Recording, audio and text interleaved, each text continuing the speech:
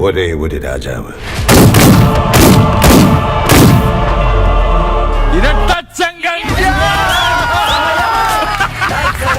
നോക്ക്, ഞാനത് അറക്കിൽ മാധവനുണ്ണി പോയിക്കോളണം, ഇല്ലെങ്കിൽ പറപ്പിക്കുന്ന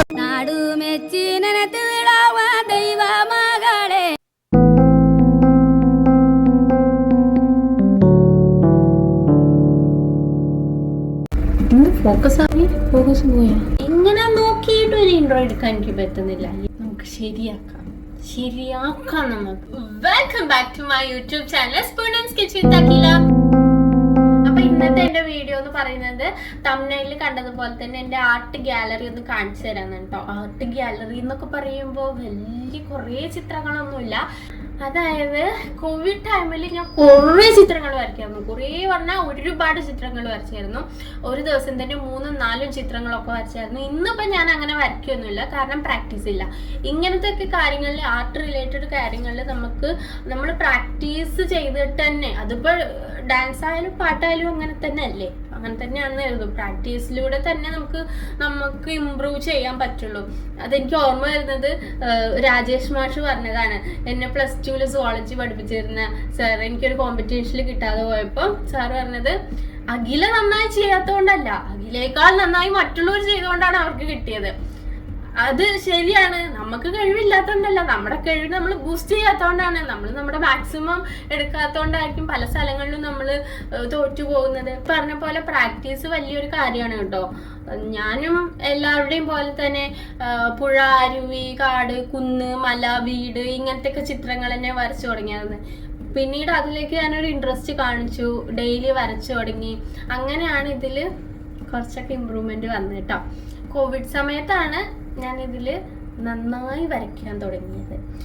കോവിഡ് സമയത്ത് ഞാൻ ഒരുപാട് ചിത്രങ്ങൾ വരച്ചിട്ടുണ്ട്. ആ ചിത്രങ്ങളൊന്നും എൻ്റെ കയ്യിലില്ല, കാരണം അതൊക്കെ നാട്ടിലാണ്. പിന്നെ ഫോണിലും ഇല്ല ആ ഫോട്ടോസൊന്നും, കാരണം എൻ്റെ ഫോണ് പോയി. ആ ഫോട്ടോസൊക്കെ ഉണ്ടായിരുന്നു, ഫോണ് പോയി. അപ്പം അത് ഞാൻ അപ്പം തന്നെ ഇൻസ്റ്റഗ്രാമിൽ അപ്ലോഡ് ചെയ്യായിരുന്നു. അപ്പം അവിടെ നിന്ന് ഇപ്പം സ്ക്രീൻഷോട്ട് എടുത്ത് ഞാൻ നിങ്ങൾക്ക് ഒരു ആൽബം പോലെ കാണിച്ചു തരാമെന്നാണ് കരുതിയിട്ടുള്ളത്. പ്ലസ് നമ്മൾ കുറച്ച് വെജിറ്റബിൾ പ്രിന്റിങ്, എംബ്രോയിഡറി, അങ്ങനത്തെ കുറച്ച് വർക്കുകൾ ഇപ്പോൾ എൻ്റെ കയ്യിലുള്ളൂ. പണ്ട് ഞാൻ അങ്ങനെയായിരുന്നു എന്നൊന്നും പറഞ്ഞ വലിയ തള്ളല്ല. ശരിക്കും ഈ കാര്യത്തിലൊക്കെ ഞാൻ നന്നായി ചെയ്തിരുന്നു കേട്ടോ. കാരണം എൻ്റെ അമ്മ ക്രാഫ്റ്റ് ടീച്ചറാണ്. അപ്പോൾ ഈ കാര്യത്തിലൊക്കെ നമുക്കും ഇൻട്രസ്റ്റ് ഉണ്ട്, അപ്പം ഞങ്ങൾക്കും ഇൻട്രസ്റ്റ് ഉണ്ടായിരിക്കുമല്ലോ. അപ്പോൾ അങ്ങനെ തുടങ്ങിയതാണ്. അത് കൂടെ അല്ല.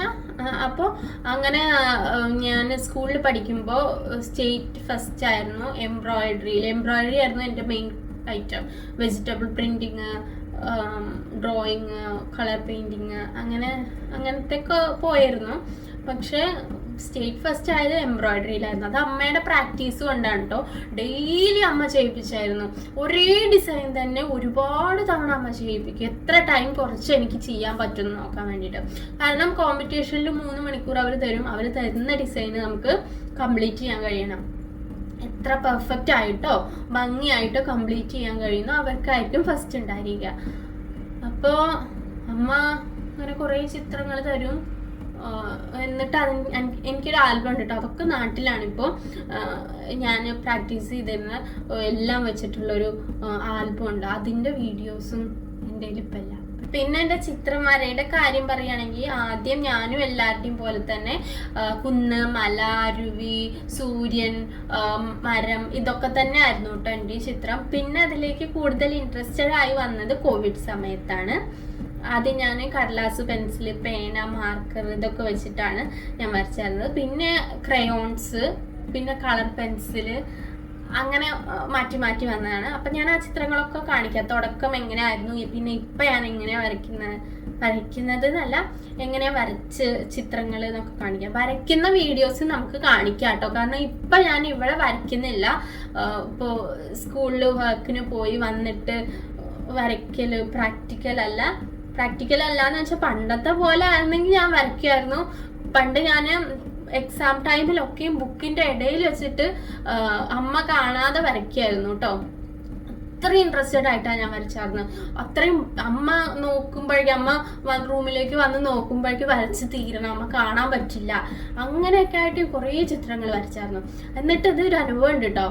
എന്നോടിങ്ങനെ കോളേജിൽ പഠിക്കുമ്പോൾ ഒരു എന്നോടിങ്ങനെ നാച്ചുറൽ ക്ലബിനോ അങ്ങനെ എന്തോ ഒരു ട്രിപ്പിന് പോകുമ്പോൾ അവിടുത്തെ സാറ് പറഞ്ഞു, അവിടെ ഏതോ അപൂർവമായിട്ട് കാണുന്ന ഒരു പക്ഷിയുടെ എന്തോ ഒരു ചിത്രം വരച്ചിട്ട് തരാൻ പറഞ്ഞു. അത് ഫ്രെയിം ചെയ്തിട്ട് അവിടെ പോകുമ്പോൾ കൊടുക്കാൻ പറഞ്ഞിട്ട്. ഇത് തലേ ദിവസമാണ് പറഞ്ഞു, രാത്രി പറഞ്ഞു. പിറ്റേ ദിവസം എനിക്ക് രാവിലെ കോളേജിൽ കൊണ്ടു കൊടുക്കണമായിരുന്നു. എന്നിട്ട് ഞാൻ വരച്ചു. പരീക്ഷ ആ പീക്ക് ടൈമിലായിരുന്നു ഇത് പറഞ്ഞിരുന്നു തോന്നുന്നു. അപ്പോൾ ആ സമയത്ത് ഞാൻ ഈ ചിത്രം വരച്ചുകൊണ്ടേ ഇരിക്കുകയായിരുന്നു. ഞാൻ ബുക്കിൻ്റെ ഇടയിൽ വെച്ചിട്ടായിരുന്നു വരയ്ക്കുക. ഞാൻ പഠിക്കുകയാണെന്ന് പറഞ്ഞിട്ടാണ്, അമ്മയോട് പഠിക്കുകയായിരുന്നു എന്നാണ് പറഞ്ഞായിരുന്നത്. എന്നിട്ട് അമ്മ പഠിച്ചു. ഞാൻ ഈ ബുക്കും നിർത്തി വെച്ചിട്ട് അതിൻ്റെ ഉള്ളിൽ ചിത്രം വരച്ചുകൊണ്ടിരിക്കുകയായിരുന്നു. എന്നിട്ട് ലാസ്റ്റ് സ്റ്റേജ് ആയപ്പോൾ അമ്മ ദേഷ്യം വന്നിട്ട്, കാരണം അമ്മയോട് നുണ പറഞ്ഞത് അമ്മയ്ക്ക് നല്ല ദേഷ്യമുണ്ട്. പിന്നെ പഠിക്കേണ്ട സമയത്ത് ഇതിരുന്ന് ഇങ്ങനെ പഠിക്കാതെ കള്ളത്തരം പോലെ ചെയ്തിട്ടും അമ്മ അത് കീറിക്കളഞ്ഞു. അത്ര ലാസ്റ്റ് സ്റ്റേജ് ആയി വെച്ച ചിത്രം കീറിക്കളഞ്ഞ് ചുരുട്ടിക്കളഞ്ഞു. അപ്പൊ എനിക്ക് ഒന്നും ചെയ്യാൻ പറ്റില്ല. ചുരുട്ടിക്കളഞ്ഞാണെങ്കിൽ പിന്നെ എന്തെങ്കിലും ചെയ്യാൻ എഴുതാ. കീറിക്കളഞ്ഞു അമ്മ ആ പേജ്. എന്നിട്ട് പിന്നെ എൻ്റെ സാറിനോട് പറയാൻ പറ്റില്ലല്ലോ, അമ്മ കീറിക്കളഞ്ഞു, നാളെ ഞാൻ തരില്ല കേട്ടോ എന്ന് പറയാൻ പറ്റില്ല. ഞാൻ തരാന്ന് പറഞ്ഞ ഏറ്റ കാര്യമാണ്. എന്നിട്ട് ഞാൻ വീണ്ടും ഒരു 2 മണിയൊക്കെ ആയിരുന്നു അപ്പോൾ രാത്രി. എന്നിട്ട് ഞാൻ വീണ്ടും അതേ ചിത്രം വീണ്ടും വരച്ചു. ആ ചിത്രം ഞാൻ നിങ്ങൾക്ക് കാണിച്ചു തരാം കേട്ടോ. ഒരു പക്ഷിയുടെ ഒരു ചിത്രമാണ്. അതെന്തോ അവിടെ അപൂർവമായിട്ടുള്ളൊരു പക്ഷി, അങ്ങനെ എന്തോ ഒരു പക്ഷിയാണ്. അതുകൊണ്ട് പക്ഷെ അമ്മയ്ക്ക് ഇൻട്രസ്റ്റ് ഇല്ലാഞ്ഞിട്ടൊന്നും അല്ല കേട്ടോ ഇതിന്. കാരണം അമ്മയാണല്ലോ എന്നെ ഇങ്ങനെ പഠിപ്പിച്ചിട്ട് എംബ്രോയിഡറിയിലൊക്കെ സ്റ്റേറ്റ് ഫസ്റ്റൊക്കെ ഗോൾഡ് മെഡലൊക്കെ വാങ്ങി തന്നത് അമ്മയാണോ അല്ലോ. അപ്പോൾ പക്ഷെ അമ്മയോട് ചെയ്ത കള്ളത്തരം കൊണ്ടായിരിക്കും അമ്മ അന്നങ്ങനെ ചെയ്തത്. അങ്ങനെ ഒരു അനുഭവമുണ്ട് ചിത്രം വരയ്ക്കുന്നതിൽ. അപ്പോൾ ഞാൻ എല്ലാം കാണിച്ചു തരാം നിങ്ങൾക്ക്. എന്തായാലും നിങ്ങൾ കണ്ടിട്ട് വാ ചിത്രങ്ങൾ.